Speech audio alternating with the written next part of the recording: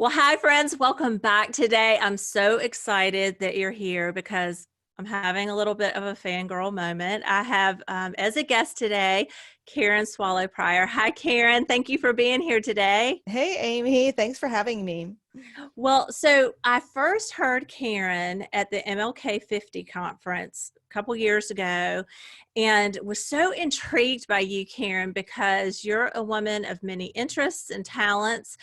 Tell us about your main paying gig. Well, I am newly minted as a research professor of English and Christianity and Culture at Southeastern Baptist Theological Seminary. And I come there after being an English professor for 21 years at Liberty University. So I am mainly an English professor, and I speak and write, and I guess that's how our paths cross. So Exactly. Well, and I'm a huge reader. I love fiction, really, of all kinds. And so for those of you who are listening, make sure to pick up, you've got a series of books where you've done the annotations for classics. And the one that's coming up that I'm super excited about, I have never read Frankenstein. And when is that coming out, Karen? that Frankenstein will be coming out as a companion to Jane Eyre next March. So So excited. So yeah, excited. thank I already you. have plans with some friends to do a book club. Oh, So good. yeah. Frankenstein is, yeah, it's a, it'll be fun. That's going to be a good one for sure. So, but today I have you on today because I've been following you on social media on Facebook. Twitter is too mean of a world for me, but I think I hear you have fun over there too. But I have become fascinated with the way that you communicate your convictions. And when I first joined your Facebook page, at the top of your page, it said friend, fierce convictions. And I just love that combination. And I think that really comes through. But it's so funny that your fierce convictions become controversial sometimes, which makes the page fun reading, but maybe not fun to deal with the comments. And I wanted to read, just as way of introduction, a recent post that you posted that I thought will give the audience today a little bit of a view of who you are. So recently, a writer called you a far left activist. And your response was, in what universe is a pro-life Southern Baptist evangelical Orthodox Christian who believes in marriage between one woman and one man and speaks for these things publicly a far left activist?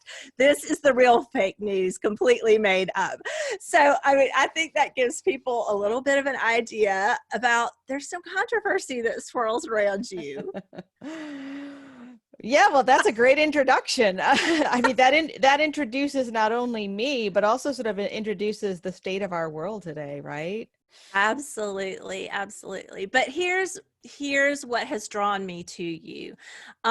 You seem to have harnessed your passions. You have some passions that you speak out about, and that's what I'm trying to develop in my own life and help equip other women to do as well. Identify those passions, speak out about them. You seem fairly fearless about that. Are you? Are you fearless, or Yeah, how do you? pretty much. Yeah. Either fearless or dumb. We're going to say fearless because you're Okay. not dumb. We know that for sure. And then the other thing that I really love is that you're very confident, but you are quite gentle in your responses. In fact, last night I was reading a thread that was a little bit controversial, and someone who had an opposing opinion said they wanted to only really talk to you because they appreciate the gentleness with which you deal with opposition. And I saw that particularly. CNN recently did an interview with you about Jerry Falwell Jr. And I just thought that was really beautiful, Karen, the way you handled that with integrity, and you told the truth, but there was a lot of gentleness and love in that too. So I want to delve into that today, how you've developed that skill, because it's a skill, especially in this divided world. So one of the things that we've been talking about in this series, you're the last in this series and one of the highlights, but I've been talking about how God gives each one of us a need with our name on it, that at least one thing, and you have many things that you talk about, but what would you say is the need with your name on it? What is it that God has given to you to really speak up about?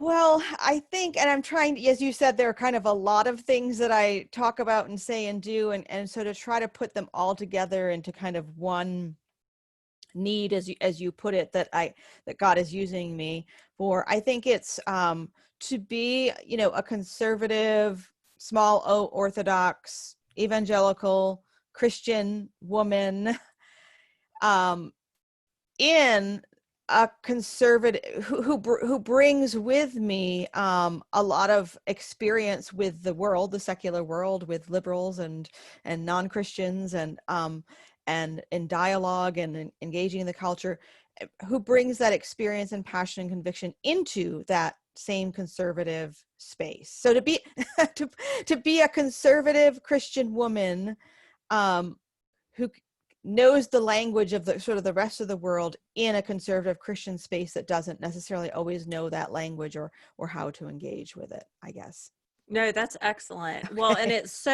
it's so needed because so many of us are living um, either in one world or the Mm-hmm. other. We kind of Right. have created our own Christian bubble. I tend to have to fight that tendency in myself, or we're living so much in the secular Mm-hmm. world and don't really understand what Christians have to say about the issues. Um, and you speak on some controversial topics, and you can add to this list. I just made a little list. Politics. Um, I think you got I know Russell Moore did. Were you part of kind of the Twitter war with uh, our president in the first election? Well, I just stood back and watched that one, Okay, but yeah. okay. You speak on race, and that's what I heard you speak on first. You're a very strong pro-life proponent. So, what are some of the things? I mean, those are different issues, but what are some of the arguments that you face the most? Mm. Well, I think it's not, since they are a lot of issues, what I can talk about rather than just the arguments themselves is the opposition that I Mm-hmm. face across all of those Okay. issues. Mm-hmm. And that is that so many within within our tribe, within our conservative Christian culture, don't know how to um, listen to others, acknowledge maybe whatever bit of truth might be in their position or point of view, and still not give up our own convictions. So the fact that that I listen, that I engage with discussion and dialogue with those of opposing views, that people often oppose that because they don't understand. I don't think that they're necessarily, I hope they're not opposed to listening and learning from others, but I think they fear that doing that will lead to some sort of compromise. So it's really not knowing some of the arguments, even though they're not presented in the form of arguments, but just opposition, is mistaking conversation and dialogue for compromise. And that's not what's happening, but people often don't know how to discern the difference between those two things. That's really powerful. And I've written about that some just in this. I've been writing about a process. And the first Mm. part of the process is listening. And for years, I thought that if I listened to someone, that it meant I agreed with them. I equated the two. And now I realize, nope, listening's just love. Mm-hmm. And it doesn't equate to agreement. So I love that. And you certainly I think from what I've seen on your Facebook page, people respond to that because there's a respect in that. Mm. Yeah, absolutely. And respect is really important when we're talking about, creatures made in the image of God, regardless of their points of view or their faith. Yeah, no, that's really, really good. And listening is not only not compromise, but it's very prideful if we think that we have 100% of the truth. Of course, the Bible is 100% of the truth, but we're Yes. prideful if we think that we understand it and apply it correctly 100%. So we should always be open to being closer to the truth than we are. And so I've just always said, for example, when it comes to the abortion issue, I've always been able to, because my allegiance is to capital T truth. I've always been able to say to someone, if you can convince me that being pro-choice is the truthful position, I'll be pro-choice, because my allegiance is to capital T truth. Now, Mm-hmm. that hasn't happened yet in 20 or 30 years, but Right. because I believe that the pro-life, again, politics aside and policy aside, but the sanctity of the unborn human life, and the need to protect that human life is the truthful position. And so, that's my allegiance is to truth, and my positions flow from that. And I have to always be open to listening to make sure I haven't gotten something wrong or missed something. That is fantastic, because it's a position of humility, and I think that does come across in your communications, and I think that's why people who have opposing views are willing to engage with you, and that engagement is important. Let me ask you, this is off the script, but do you feel like, or have you ever changed anybody's mind? That's a really good question. And I'm sure that I have many times, but there's one example that's more recent. Many times, I said humbly. I mean, I'm yeah. sure you have. You've engaged a lot, so we're going to take that. Yes. There was one time, this is going back maybe 3 or 4 years, on Twitter, and Twitter is notoriously a place, as you mentioned before, that's not nice, and also not a place where most people change their minds. But Right. I tweeted a tweet that was saying something like, Christians will often say um, that racism is not a sin problem, but a skin problem. But that we never say something like that about abortion. We never say abortion is just a sin problem. Now, I put it a little bit more eloquently than that, but because we want to tackle that particular sin, we don't just say, oh, it's a sin problem. And there was someone on Twitter who'd followed me for a long time. She disagreed with that, and she was upset with it. And about a month, and I don't think I knew that. About a month later, she contacted me and said that she had been thinking about that tweet for a month, and had come to see that was, that she agreed with my point, that, it's not just a sin problem, it's something that we need to address in our policies and in our behaviors, racism and abortion.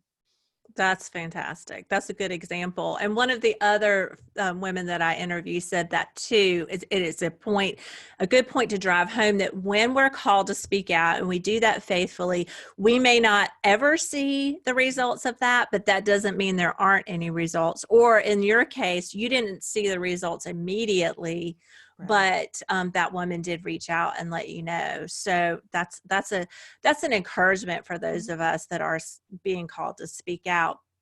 So you speak in a lot of different platforms. You're speaking at conferences, you have a classroom, you have social media platforms. Where do you experience the most pushback, and how do you deal with that?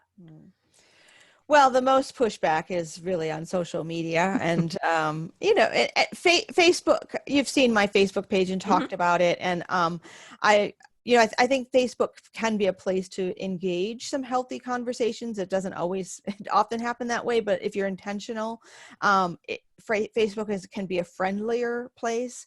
But so I would say that Twitter is definitely where I get the most pushback.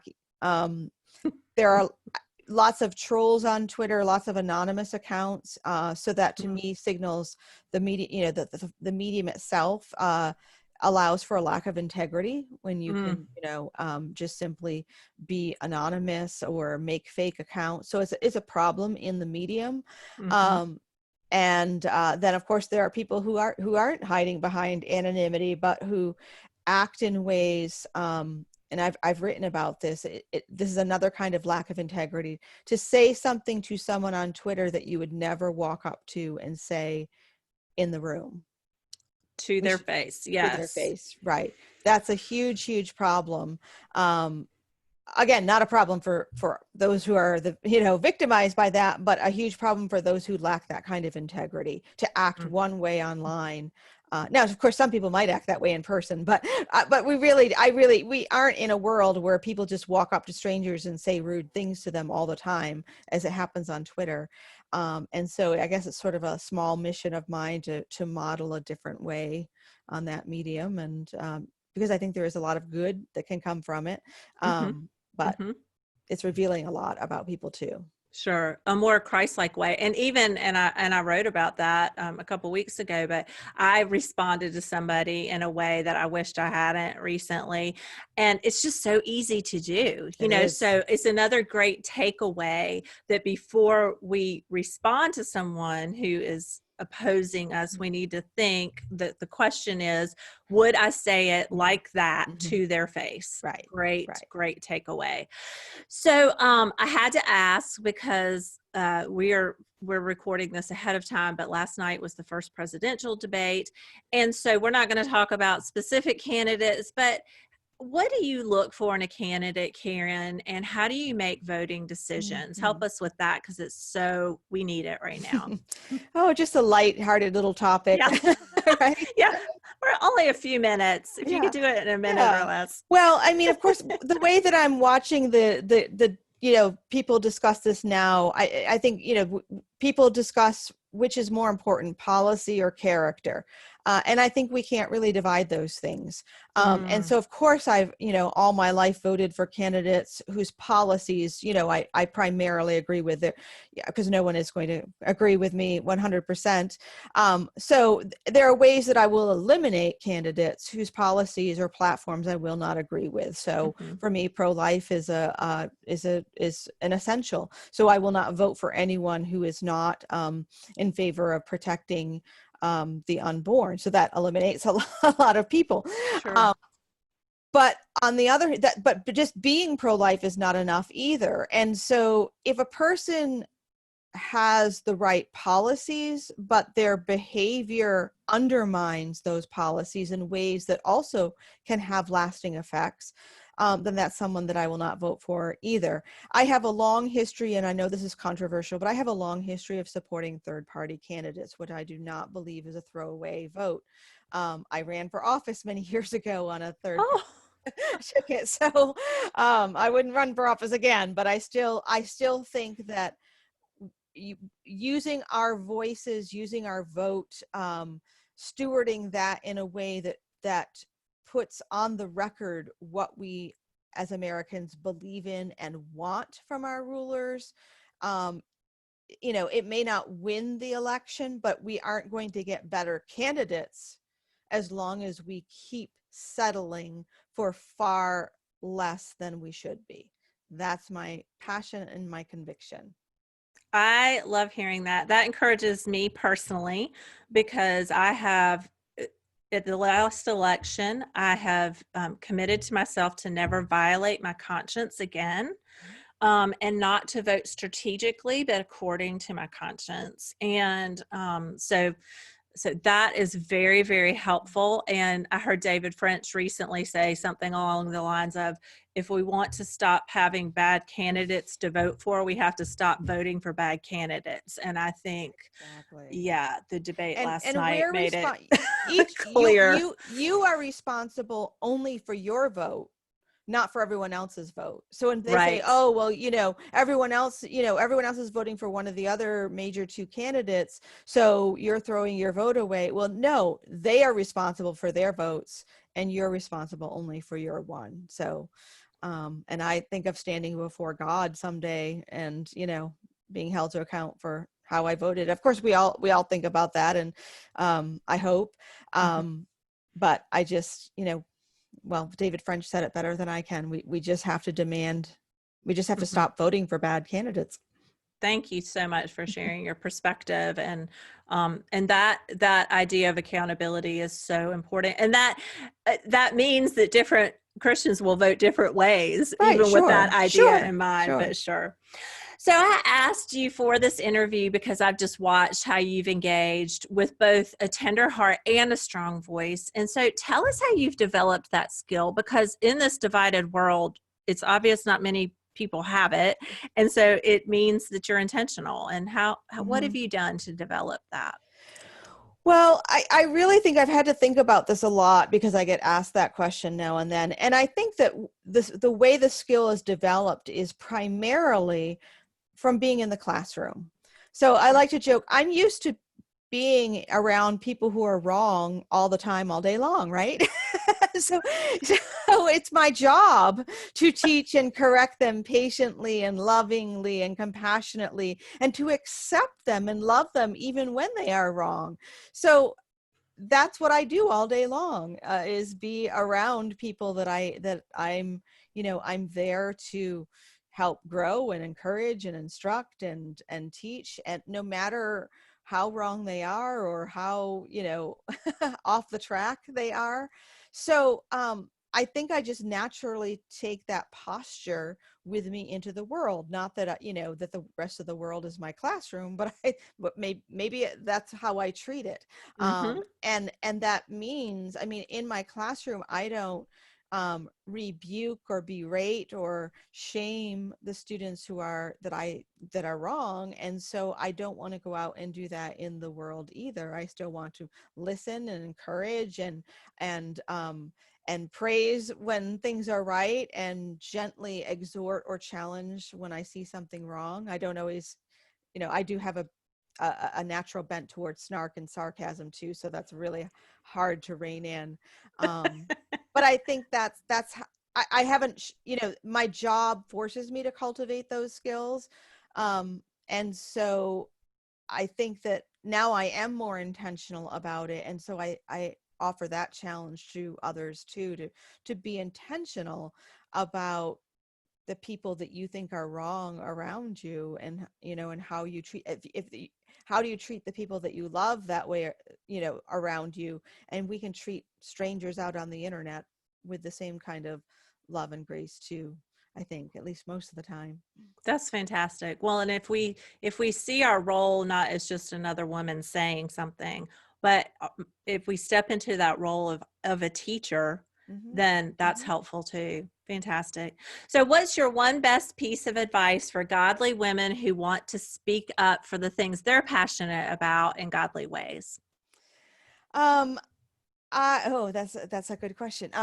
So I guess my advice would be to have that posture of, having conviction and passion, but also being open to learning and listening. And whether you're doing that in a writing or speaking or on social media, um, there are ways that you can frame your message that show the strength of your conviction, but also show that you are that you understand that others might believe differently or have different experiences, and you're not ignoring or overlooking that, and to be quick to and gracious to receive pushback. Because that happens a lot, and you don't have to agree with the pushback, but you can show that you're listening and receiving and thinking about it, because we should always receive Mm-hmm. and think about the pushback or criticism that we get, always. Mm-hmm. Fantastic. Such great advice. Lots of takeaways in this. So, Karen, thank you so much for your time today. I really appreciate it. Well, it was a pleasure. Thank you for having me.